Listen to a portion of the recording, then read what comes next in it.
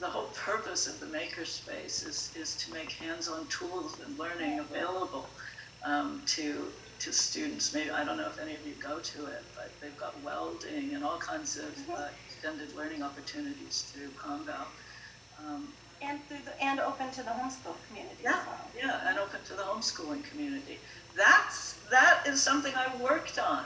That's I'm so in favor of that. And anybody who thinks that being a carpenter is a menial job nowadays, it doesn't know what they're doing, because they have to be able to run a laser cutter. They have to be able to run CAD, to read plans. I mean, this is that. I really think people took that remark the wrong way, because the idea that was an insult. What does that say about our society? I think it wasn't what the society interpreted, it was how it looked in the statement that you made. Well, I'm sorry. I have hurt a lot of people's feelings, and I'm very sorry about that. If I may say something, I don't think it has to do with belittling being a carpenter or not having a bachelor degree. I don't think that's how people took it, but I think it has to do with a person without a college degree's ability to homeschool their kids in today's world, especially. Back then, when you were a kid, yes, I mean, you have to think about. I don't think I said that. Internet didn't exist. The programs, the homeschooling was just beginning to emerge around 1970. What I'm trying to say is that if you were to repeat that experience, if you were to be today a carpenter's daughter who wants to be homeschooled, that would be a wonderful experience. Yes. And understand that my remarks were about a specific program. They weren't about homeschooling. They were about the Learn Everywhere rules, which was a very specific program for high school students only, and was aimed at non-homeschooling parents. Remember, the Learn Everywhere program is aimed at non-homeschooling parents, and it's trying to help them to be more like homeschooling parents.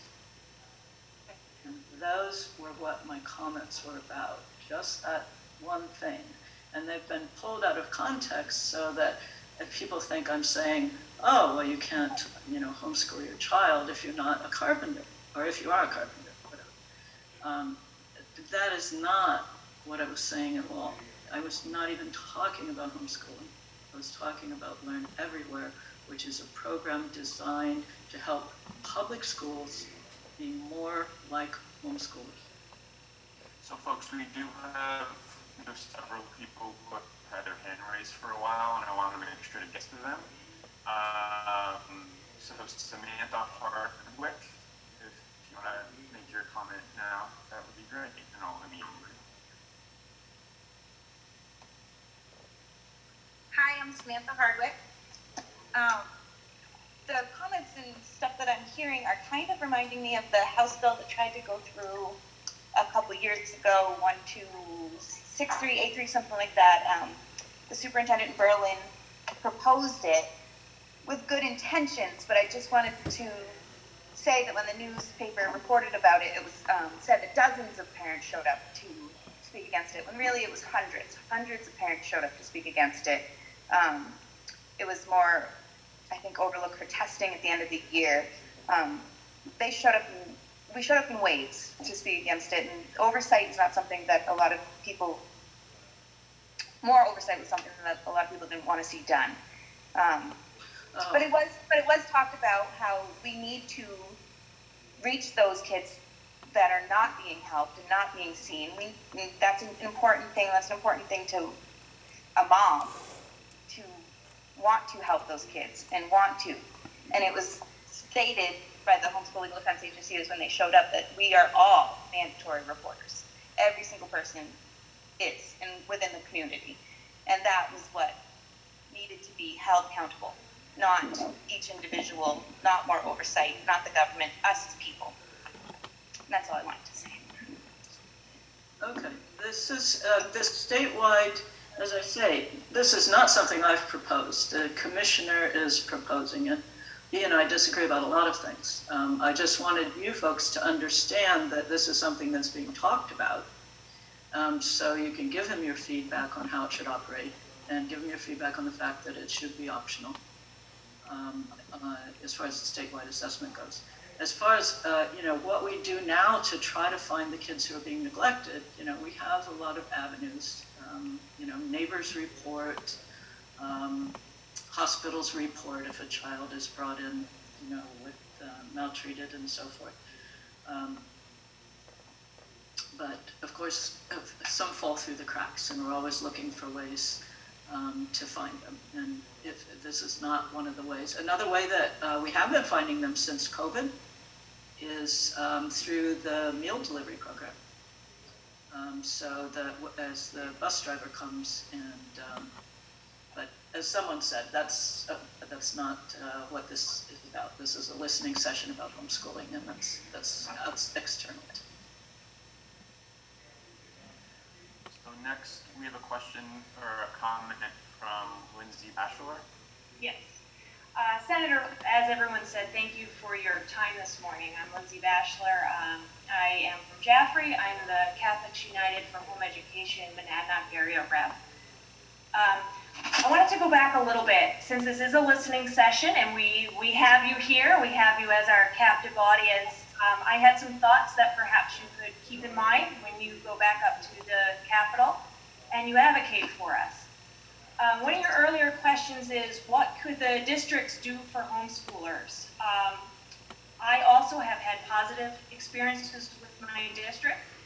They've been very supportive of homeschoolers here in Jaffrey Ringe. One thing that would be helpful is, it hasn't always been a big problem in New Hampshire, but we have seen it in other states. Not all the superintendents understand homeschool laws, and that creates confusion inadvertently. And it's really, I feel, nobody's fault, and no one's out to get anyone, but it would really help if all of our superintendents, all of our districts really understand what the law is, so when they're interacting with the homeschool families, there's less friction. So I think that might be a helpful thing to keep in mind.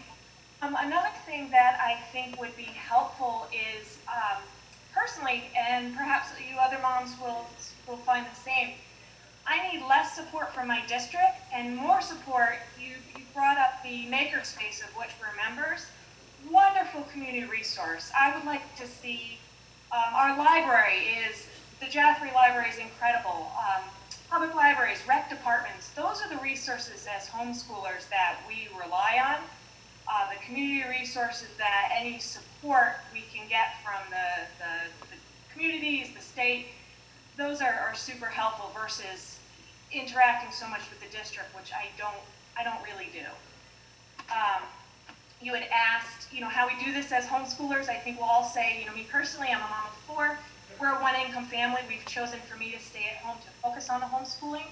But the point in that is that as homeschoolers, I think we've all made sacrifices. And as you say, we're less of a concern than perhaps some of your other constituents.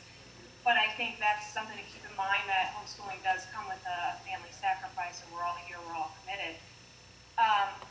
And the last thing, just for feedback, as you said, this is for us to speak with the commissioner, but again, as our elected rep, you'll be up probably speaking with him before we do.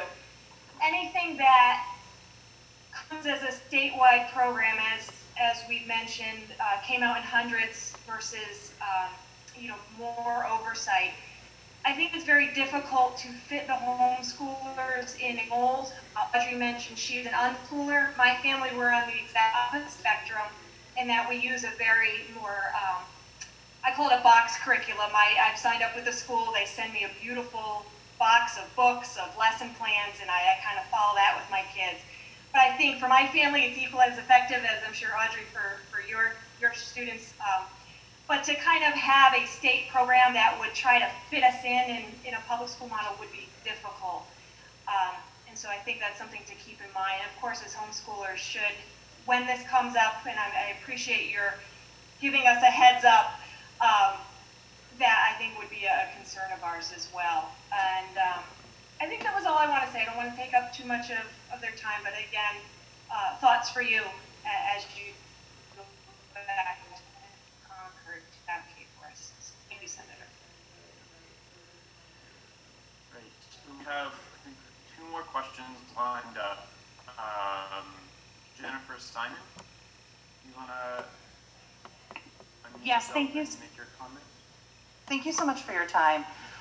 Just going back to the one comment just a short while ago about kind of finding those underliers, finding those minority, the minority group of students. I think that one thing that's difficult, I've been homeschooling now for almost 20 years. So having seen this time and again, where there are those students out there, there are those children out there who are in need of help. And regardless of getting into what the government's role in that or anything else is, I think that as homeschoolers often we see that we tend to be the focus, where we need to look at these homeschoolers, there are children falling through the cracks. And as you said, it's a minority, it's a small number. And we see this happening in the public schools with a far greater number. The percentage may be the same, but it encompasses so many more students. And I think that often we don't see the legislation reacting to that. It seems to be that it's maybe easier to jump on homeschoolers and say, well, there's these few that have fallen through the cracks. But it's very difficult. So I just give you that information to take with you as you choose, to realize that over legislating the people who are already doing what they're supposed to be doing isn't necessarily the most helpful thing or the most supportive thing for those homeschoolers, and it's not going to change those who are already doing it. Where we would love to see, I would love to see, when the public school system has been rectified to the point that the only people you need to be concerned about are those homeschoolers who are falling through the cracks, then it maybe should be addressed, but maybe not starting with homeschoolers so often. I don't address that to you specifically in terms of legislation, but just having fought many battles and been there for different bills and hearings throughout the years, it just seems worth noting.